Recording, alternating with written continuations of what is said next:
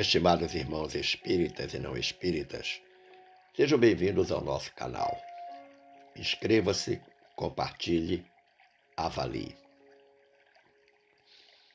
Desejo saudar a todos os irmãos do Centro de Estudos Espíritas, o Canto da Paz, na cidade de Xangrande, em Pernambuco, agradecendo desde já a presença de todos, e lhes convidando para reflexionarmos sobre mais um tema da nossa amada doutrina dos Espíritos. Manda-lhes dizer a benfeitora Glorinha: o arranjo familiar constitui-se um dos melhores laboratórios de ajustes e reajustes espirituais. Cumpre-nos vivenciá-lo com dignidade cristã, inspirados no modelo da família de Nazaré. Foi-nos solicitado pela direção da casa conversarmos um pouco sobre o tema Uma Escola chamada Família. E como de praxe buscamos uma base evangélica, encontrando-a no Evangelho de Lucas, capítulo 2, versículos 1 a 11, que descreve as bodas de Caná, a primeira intervenção de Jesus a pedido de sua mãe. E a base doutrinária nos vem do Evangelho segundo o Espiritismo, capítulo 4, itens 18 a 23, o Livro dos Espíritos, questões 203 a 206, o que é o Espiritismo, questão 122, e as obras subsidiárias Vida e Sexo, Emmanuel e Chico Xavier, Paz, capítulo 19, também de Emmanuel e Chico Xavier, como também a obra Família, no capítulo Em Família, e finalmente a obra Deus Aguarda, capítulo 4, a inesperada renovação do Espírito Meimei com o médium Chico Xavier. Todos perguntam: o que é família? Na versão dicionarista, família é a organização social constituída por pessoas que possuem laços consanguíneos. Em termos gerais, o significado abrange o conjunto de pessoas unidas por convicções ou interesses, independentemente da existência de ligações ancestrais. Pelo menos é o que nós encontramos no dicionário do Aurélio, a versão da internet. E do ponto de vista espírita? Bom, do ponto de vista espírita, nós ficamos com o grande objetivo da família descrito pela União Espírita Mineira. O que diz a União? Na família aprendemos a amar aos outros e não apenas a nós mesmos para, no futuro, amarmos a todos indistintamente. Pagamos nossas dívidas do pretérito menos feliz e adquirimos valiosas experiências para o porvir. Então, na realidade, a União Espírita Mineira coloca o grande objetivo da vivência em família. E se o título é uma escola chamada família, significa dizer, então, que na família, enquanto escola, nós aprendemos. Mas se quisermos compreender melhor o sentido da família, vale a pena recordarmos a contribuição de Emmanuel na obra Vida e Sexo. O que diz o benfeitor de Chico Xavier? Arraigada nas vidas passadas de todos aqueles que a compõem, a família terrestre é formada assim de agentes diversos, porquanto nela se reencontram comumente afetos e desafetos, amigos e inimigos, para os ajustes indispensáveis ante as leis do destino. Vamos pensar um pouquinho nessa primeira parte da colaboração do Emmanuel. todos os que compõem uma família carnal já tiveram experiências no plano espiritual e em outras existências. E estão voltando exatamente para o que o Emmanuel chama de ajuste e reajuste, indispensáveis ante as leis do destino. Mas ele diz mais. Apesar disso, importa reconhecer que o clã familiar evolve, progride incessantemente para mais amplos conceitos de vivência coletiva, sob os ditames do aperfeiçoamento geral, conquanto se erige sempre em educandário valioso da alma. Então está aí justificado o título da reflexão, uma escola chamada família, já que ela é um educandário valioso da alma. Lá é onde nós vamos aprender verdadeiramente. E o Emmanuel termina dizendo: temos dessa forma, no Instituto Doméstico, uma organização de origem divina, em cujo seio encontramos os instrumentos necessários ao nosso próprio aprimoramento para a edificação do mundo melhor. Como eu disse, ou melhor, como disse a benfeitora inicialmente, nós devemos inspirar-nos no modelo da família de Nazaré. Ah, mas somente a família de Nazaré serve de modelo? Não, existem outras famílias na história da humanidade que servem de modelo, mas a família de Nazaré seguramente é o modelo mais conhecido, mais importante, mais comentado. Neste comentário do Emmanuel, que está lá a obra Vida e Sexo, existem 3 elementos que eu considero essenciais. Primeiro, a composição familiar é múltipla e diversa, sem dúvida, mas abriga todos aqueles que precisam reajustar-se perante as leis do destino. Nós não vamos encontrar pessoas rigorosamente iguais do ponto de vista do comportamento numa mesma família. Mas todos que nela estão têm o compromisso de reajustar-se perante as leis do destino. Segundo elemento que eu identifico deste comentário do Emmanuel: a família, como célula máter da estrutura social, funciona como laboratório para o aprendizado da vida em sociedade. Nós treinamos em casa o que vamos fazer na sociedade, na vida social. E o terceiro elemento é que a vivência e a convivência familiar devem ser fatores de progresso para o espírito.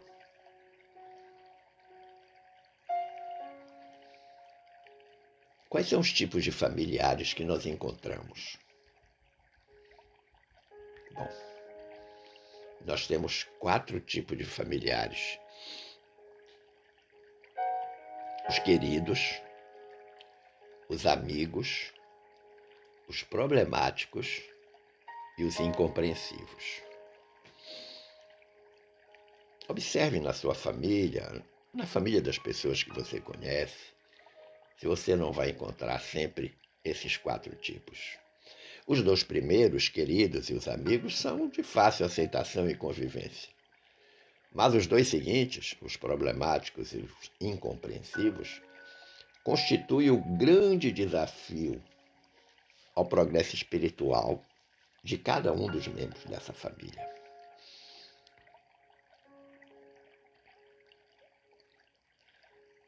Muitos se queixam que não têm tempo para a família. É fato que a vida em família tem se tornado cada vez mais difícil, e isso não ocorre por acaso. Existem circunstâncias e inovações que dificultam a doação do tempo entre os familiares.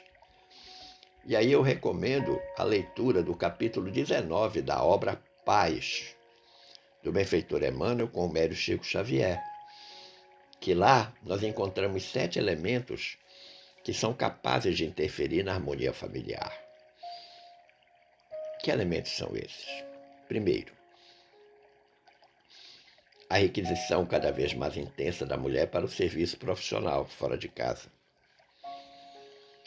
No passado não muito distante, a mulher era exclusivamente do lar. Ela se habilitava nas chamadas prendas domésticas. Era a grande cuidadora da família. Enquanto o marido, o esposo, era o grande provedor, a mulher, a esposa, era a grande cuidadora. Mas com o progresso da humanidade, a mulher buscou o seu espaço no mundo do trabalho e a sua autorrealização, a sua independência financeira, econômica, o reconhecimento do seu valor para além dos muros da própria casa, do próprio lar. Segundo elemento, as desvinculações gradativas ou violentas no campo da vida familiar. As pessoas estão ficando cada vez menos vinculadas ao verdadeiro sentido da vida familiar. Os casais, por muito pouco, se separam. A paciência, a resignação, a calma, a prudência, a sabedoria parece que desapareceram do horizonte de certos casais que, na menor dificuldade, já resolvem dissolver a família, indo cada um para o seu lado. Os percalços do trânsito das ideias, como também do trânsito dos carros. Sim, porque não tem numa cidade com trânsito caótico, como é o da maioria das cidades brasileiras, e especialmente as capitais, é difícil chegar em casa depois de um dia de trabalho sereno e tranquilo. Mas o percalço no trânsito das ideias dentro do ambiente familiar, o eterno conflito das ideias, entre pais e filhos, entre os esposos, entre os irmãos. E todos estão juntos, foram agrupados naquele círculo familiar para progredirem, para melhorarem. Quarto elemento, a intensificação do estudo por necessidade de todas as classes, que aspiram a atingir mais alto nível de cultura para a demanda compreensível nas provas de habilitação. Todo mundo quer melhorar de vida. E aí as pessoas se dedicam mais à sua formação profissional e às vezes passam muito pouco tempo em casa. Existem pessoas que só estão em casa para dormir, para descansar.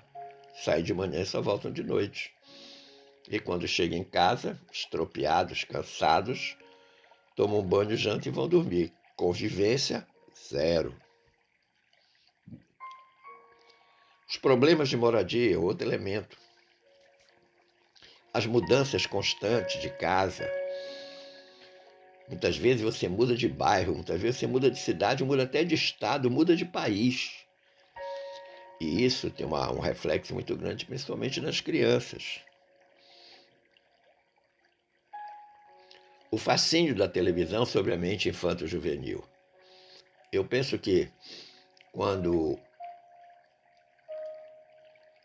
Emmanuel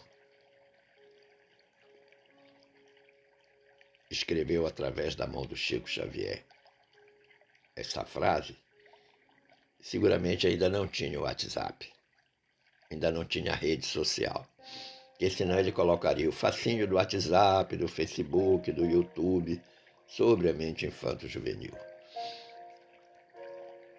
Mas vamos combinar que a televisão é um péssimo elemento para induzir as criaturas à prática de comportamentos não saudáveis. E o sétimo elemento são as preocupações com o movimento que se convencionou chamar por mercado de consumo. Todos somos escravos desse mercado. que tem os seus apelos midiáticos fortíssimos através da propaganda, que a todos encanta e atrai. E especialmente os filhos, muitas vezes para estarem na moda perante os seus amigos do grupo, fazem certos pedidos e certas exigências aos pais que são difíceis de serem atendidas por limitações, principalmente de ordem econômica, de ordem financeira. Agora, existem duas verdades que eu considero inquestionáveis e que eu encontrei na obra de Emmanuel Chico Xavier, intitulada Família. O nome do livro é Família. E tem um capítulo intitulado Em Família. E o Emmanuel, no texto, eu consegui perceber duas verdades inquestionáveis trazidas pelo benfeitor. A primeira: a família consanguínea é a lavoura de luz da alma, dentro da qual triunfam somente aqueles que se revestem de paciência, renúncia e boa vontade. Retorna então à questão da trilogia que eu já falei diversas vezes, muito presente nas coisas da doutrina dos espíritos: paciência, renúncia e boa vontade. Para alguém ser bem-sucedido na família, precisa investir fortemente nessa trilogia: paciência, renúncia e boa vontade. E o Emmanuel chama a família consanguínea de lavoura de luz da alma. Ou seja, é lá que nós nos autoiluminamos, é lá que nós progredimos, que nós evoluímos, que nós crescemos. Agora, claro que os elementos fundamentais para isso são a paciência, a renúncia e a boa vontade. O segundo pensamento do Emmanuel, que está lá no capítulo Em Família, é o seguinte: diz ele: quem não tolera o pequeno desgosto doméstico, sabendo sacrificar-se com espontaneidade e alegria, a benefício do companheiro de tarefa ou de lar, debalde se erguerá por salvador de criaturas e situações que ele mesmo desconhece. Retorna à questão da renúncia, da boa vontade, da paciência. Agora, muitos pais, especialmente as mães, dizem que se sacrificam muito pelos filhos. É verdade, mas não pode fazer do sacrifício alguma coisa triste, dolorosa. Não.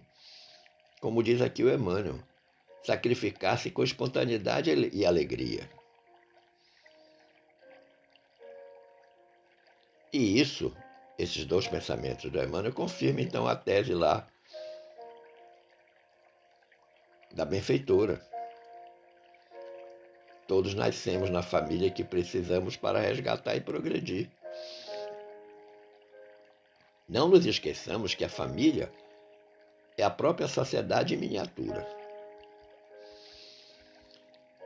Mas para ilustrar nossa reflexão, permitam-me recorrer à veneranda Meimei, um espírito de elevada envergadura espiritual, que narra uma historinha chamada A Inesperada Renovação, lá no capítulo 4 da obra Deus Aguarda, que eu recomendo a leitura, tanto do livro, quanto especialmente desse capítulo. A Inesperada Renovação. Descrição da Meimei. Naqueles momentos em que se reconhecia desligado do corpo físico, o homem acabrunhado sentia-se leve e feliz. Então, quando ele se desdobrava, o espírito deixava o corpo carnal, ainda que preso pelo cordão fluídico, e a criatura sentia-se leve e feliz. Muito provavelmente, claro, nos momentos do seu repouso noturno. Extasiado na excursão que se lhe afigurava um sonho prodigioso, alcançou o recanto luminescente que notou a presença do Cristo. Então ele desdobra e vai encontrar Jesus.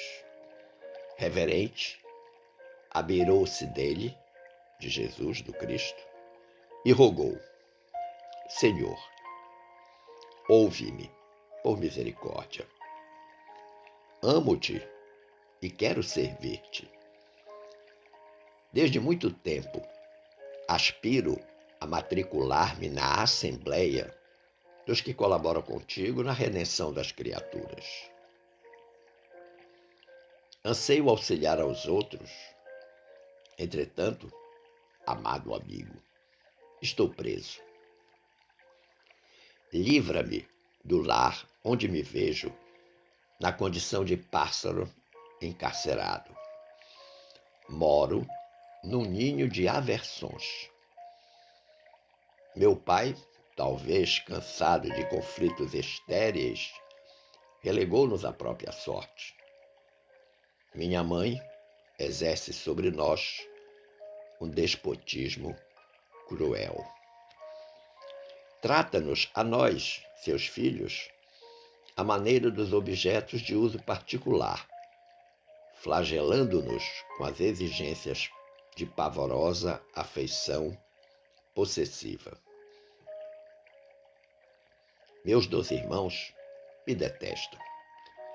Senhoreiam indebitamente o que tenho e me humilham a cada instante. Se concordo com eles, me ridicularizam. Se algo reclamo, ameaçam-me com perseguição e espancamento. Libera-me, Senhor, da prisão que me inibe os movimentos. Quero agir em teus princípios, amar e servir, qual nos ensinastes. Bom, então a criatura está diante de Jesus e apresenta um rol de reclamações. Faz um petitório baseado no que ele considera as suas dificuldades de convivência. Fala do pai, fala da mãe, fala dos irmãos. Enfim, descreve as dificuldades.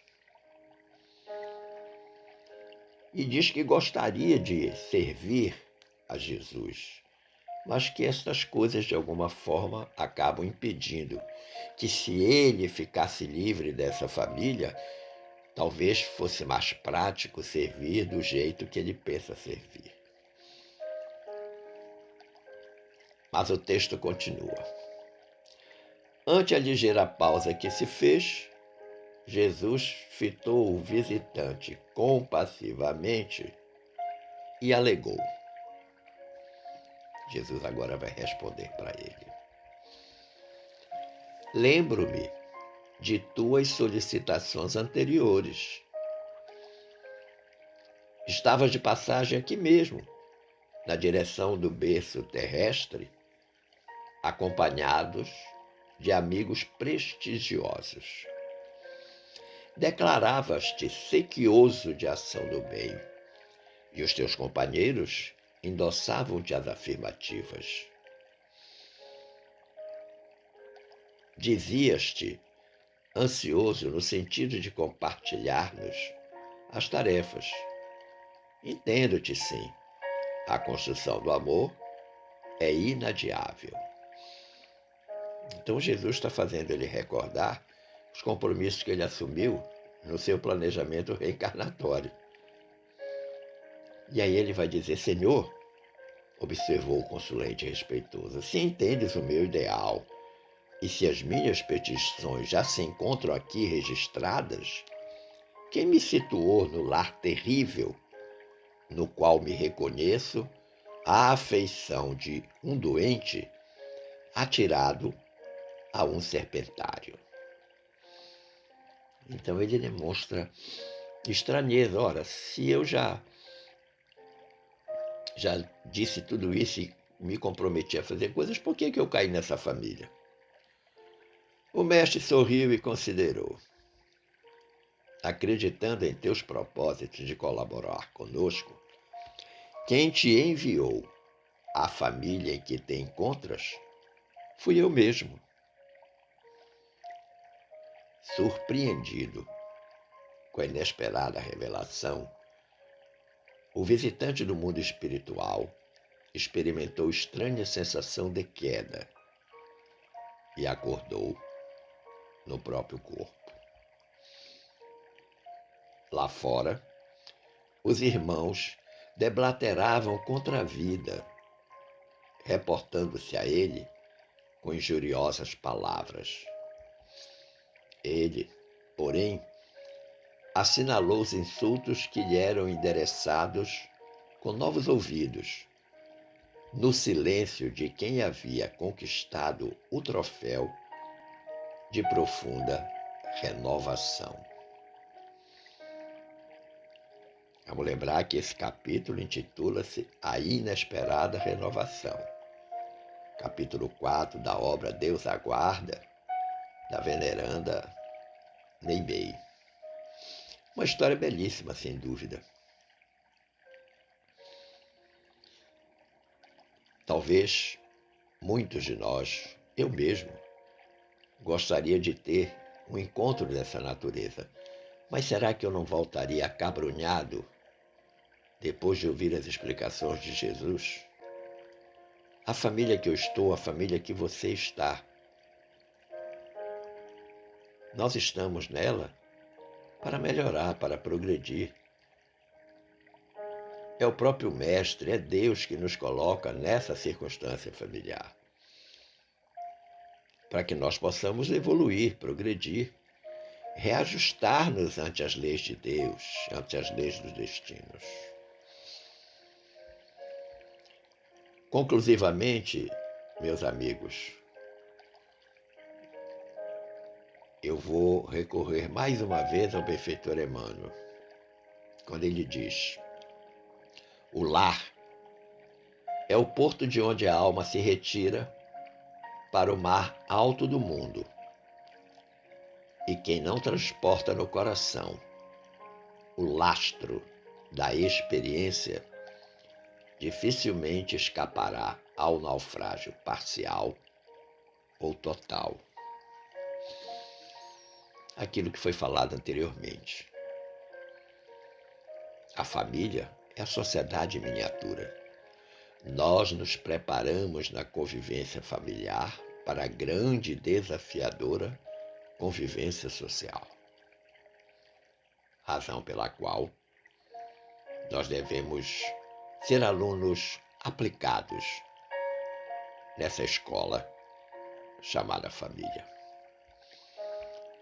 Agradecendo o carinho, da atenção e das boas vibrações dispensadas, eu desejo que fiquemos todos em paz com Jesus. Um forte abraço.